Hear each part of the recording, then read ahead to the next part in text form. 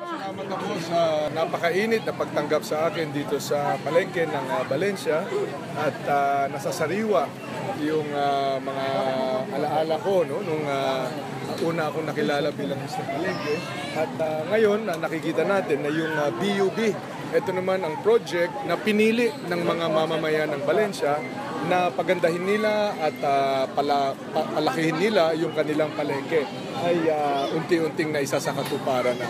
Maganda ang takbo ng palengke dito, maayos din ang takbo ng mga presyo. So sir, nakilala kayo bilang Mr. Palengke talaga. At yun talaga sir yung nagpapanalo sa inyo noon.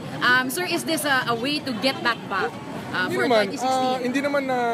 Hindi naman na nawala sa akin ang pagiging Mr. Palengke, ay nag-iba ang aking tungkulin. No? Ganun pa man, sa iba't ibang mga tungkulin ko, ay parati kong inaalala na dapat masigla ang ating mga palengke. Dahil yan ang sentro de komersyo, masasabi, yan ang larawan ng tayo ng isang komunidad. No? Kung masigla, maayos, madaming produkto ang sa palengke, ay magandang ibig sabihin ng pinagkakakitaan at pinaghahanap buhayan ng mga kababayan natin doon. Hindi naman lang yung mga nanininda naghahanap buhay dito, pati yung mga tricycle driver, mga kargador, yung mga nagluluto at iba pa, ang daming nakikinabang at naghahanap buhay sa masiglang palengke.